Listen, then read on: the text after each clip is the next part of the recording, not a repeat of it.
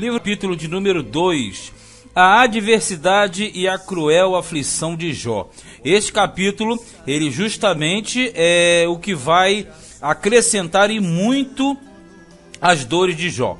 Porque até então Satanás tocou em volta dele. Agora ele vai tocar diretamente na pessoa de Jó. Versículo 1 diz assim: E vindo outro dia em que os filhos de Deus vieram apresentar-se perante o Senhor, veio também Satanás entre eles apresentar-se perante o Senhor. A mesma coisa do anterior. Satanás vai, são os filhos de Deus, são os anjos, os Benai Elohim, ele também é o Benai Elohim, só que foi expulso. 2. Então o Senhor disse a Satanás: De onde vens? E respondeu Satanás ao Senhor e disse: De rodear a terra e passear por ela. Mesmo papo. E disse o Senhor a Satanás: Observaste o meu servo Jó? Porque ninguém há na terra semelhante a ele, homem sincero e reto, temente a Deus, desviando-se do mal, e que ainda retém a sua sinceridade, havendo-me tu incitado contra ele, para o consumir sem causa. Olha só, aí ele vai, Satanás, na presença de Deus, do Senhor, e ele deu logo uma corretiva, falou: tá lá vendo meu servo Jó? Ele não mudou nada não, ele tá a mesma coisa, ainda que você me incitou contra ele, para consumir ele sem causa. Aí Satanás, que é o acusador, no 4 ele diz, ó: Então Satanás respondeu ao Senhor e disse: Pele por pele, e tudo quanto o homem tem dará pela sua vida. Quando ele fala pele por pele, quer dizer, se tocar no corpo dele. Estende, porém, a tua mão e toca-lhe nos ossos e na carne, e verás se não blasfema de ti na tua face. Quer dizer assim, ó, se tocar no corpo dele, aí ele blasfema na hora. E disse o Senhor a Satanás: Eis que ele está na tua mão, poupa, porém, a sua vida. Veja, esse texto também tem uma profundidade enorme. Ele deixa bem claro: toca no corpo dele, faz o que quiser, mas a vida dele você não vai tirar. Moral da história: para Satanás atuar em qualquer área, novamente, precisa ter uma liberação. Porque essa liberação é justamente o fator que ele precisa. Então o próprio Deus está liberando. Mas por que Deus libera? Porque Deus, ele sabe o limite de Jó, ele sabe o que Jó vai saber, ele já sabia o final de toda a história. Essa é a grande verdade. Olha no 7. Como você sabe, Satanás, ele não é onipotente, onisciente, onipresente. Embora alguns queiram falar isso, impossível. Agora o Senhor, sim, esse é onipotente, onipresente, onisciente. Porque para Deus tudo já está perante ele, mas já para Satanás não. Então Satanás não sabe o desfecho que terá na vida de Jó. 7. Então saiu Satanás da presença do Senhor e feriu a Jó de uma chaga maligna, desde a planta do pé até o alto da cabeça. E Jó, tomando um pedaço de telha para raspar com ele as feridas, assentou-se no meio da cinza. Veja bem, essas questões aqui são altamente culturais e semíticas. Rapar as feridas com o caco de telha era para tirar o pus, né? O acúmulo de pus que ficava. Então você usava o caco de telha para você raspar aquilo rente à pele e tirar todo o excesso. Porque pelo que aparece aqui, ele está simplesmente podre. Jó é um homem podre. Ele está com chagas desde o pé até o alto da cabeça. É fedor puro. Tanto é que no 9 diz assim: Então a sua mulher lhe disse: Ainda retens a tua sinceridade? Amaldiçoa a Deus e morre. E nós sabemos que a mulher de Jó também foi altamente usada por Satanás. Por que isso? Porque todo o sistema está contra Jó. E todo o sistema foi entregue na mão de Satanás para oprimir esse homem. Então, na verdade, você viu que a natureza, Satanás mandou vento, mandou fogo do céu, mandou marginais. Satanás, ele fez de tudo. Satanás agora botou doença. e ele pode colocar doença. Satanás agora acabou, e também a mulher de Jó também é colocada contra Jó, por influência de quem? De Satanás. Porque muitos questionam essas colocações, mas todo o sistema, assim como os amigos dele que vão aparecer daqui a pouco, mais à frente, também fazem parte desse sistema interligado satânico para atormentar Jó, para que Jó blasfemasse contra o Senhor. Verso 10. Mas ele lhe disse, como fala qualquer doido, está falando para a mulher, assim falas tu, receberemos o bem de Deus e não receberíamos o mal? Olha a frase de Jó. Jó não tem Bíblia, não tem nada, não tem escola de Bíblia, não tem escola bíblica, não tem nada. E ele tem uma profundidade. Em tudo isto, não pecou Jó com os seus lábios. Por quê? Ele entende que tudo que ele possuía era justamente uma dádiva divina. E nada sairia dele se não fosse Deus a colocá-lo à prova. Agora, o grande detalhe é que ele compartilhava dessa doutrina diferente com os amigos.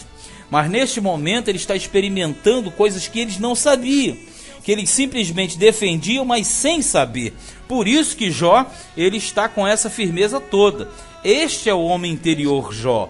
Este é o verdadeiro Jó. Não o Jó exterior das riquezas. Olha no 11. Ouvindo, pois, 3 amigos de Jó, todo este mal que tinham vindo sobre ele, vieram cada um do seu lugar. Olha só, esses 3 amigos desfrutavam das mesmas doutrinas entre si, inclusive com Jó, que era a chamada doutrina da retribuição. Nós falaremos mais à frente. Então aqui diz assim, são 3. Elifaz o temanita, porque era de Temã. Bildade o suíta, porque ele era de Suís. E Sofar o naamatita, porque ele é de Naamã. Quer dizer, sempre você tem o nome da pessoa e a região que ele habitava. Então as regiões desses amigos de Jó eram semelhantes à região de Uz. Então na verdade eram povoados, eram vilarejos que tinham patriarcas que dominavam esses vilarejos. Então assim como Jó era o grande patriarca de Uz, os outros, Elifaz, Bildade e Zofar, eram patriarcas de suas terras. E o patriarca que era o chefe de um grande clã, de uma grande família. Então por isso que eles vieram conversar com o Jó. E levantando de longe os olhos e não o conhecendo, levantaram a voz e choraram. E rasgando cada um o seu manto sobre a cabeça, lançaram pó ao ar. Isso aqui era cultural também.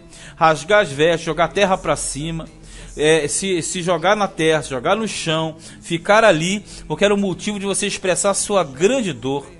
E se assentaram juntamente com ele na terra 7 dias e 7 noites. E nenhum lhe dizia palavra alguma, porque viam que a dor era muito grande. Vamos compreender. Esses 3 amigos de Jó desfrutam da sua mesma doutrina. Nós falaremos à frente. Eles chegaram e só de espanto, eles ficaram 7 dias sem falar nada. Absolutamente nada. Esse primeiro contato aqui com os amigos, falando a respeito de semanas, e aí eu vou colocar algo já de imediato para que você tenha esse acompanhamento. Geralmente se pergunta quanto tempo durou a provação de Jó. Lembrando que Jó não teve uma tentação, uma tribulação, ele teve uma provação, e a provação tem início, meio e fim. E sempre no final da provação você sai melhor do que você começou. É uma forma que Deus aperfeiçoa o elemento. Então, na verdade, se pergunta muito quanto tempo durou. Não fala. O livro não fala quanto tempo foi. Mas existe um estudo que a maioria dos teólogos fazem em cima desse tempo, baseado justamente nessa parte aqui que nós lemos, que fala que os amigos de Jó, eles permaneceram 7 dias, quer dizer, uma semana, sem tocar em assunto algum. Então, geralmente se atribui o livro de Jó a um período de 7 dias por capítulos. Como são 42 capítulos, a princípio o livro teria 42 semanas. Esse cálculo é feito em cima de 9 meses, porque 42 semanas são equivalentes a 9 meses. que por coincidência ou jesuicidência é justamente o período de gestação de uma mulher para dar à luz.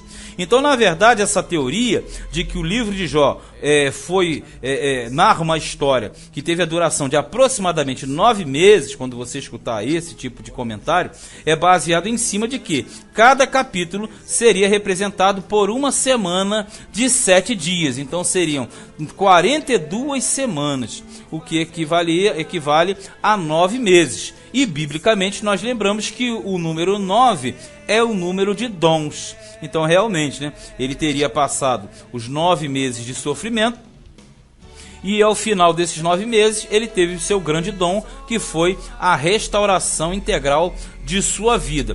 Outro assunto que nós não podemos deixar de colocar é que esses espaços de conversações que nós vamos trabalhar daqui para frente, esses espaços de conversação não eram feitos uma atrás da outra. Por isso que a pessoa acha que tudo aqui aconteceu rápido, e não foi. Eram tempos de tempos, por isso que se baseia muito em cima do número 7, porque 7 é o número da perfeição de Deus, e 7 é o número semanal. Por isso que seriam 42 vezes 7 igual a 9 meses, né? Mas isso tudo é uma especulação, é uma teoria. E o que é teoria não se ensina como sendo uma verdade teológica, mas sim uma conjectura teológica. Mas enfim, o estado de Jó estava ali, ele caiu rapidamente do seu estado principal, e você já percebeu por quê? Porque o próprio Deus determinou que isso acontecesse. Então, se nós colocarmos na ponta do lápis, o grande autor disso aqui não é Satanás, e sim Deus. Satanás simplesmente é o agente que está cumprindo uma missão dada por Deus. E aqui no final nós verificaremos que no final da provação Jó será totalmente exaltado. Este foi o livro de Jó, capítulo de número 2.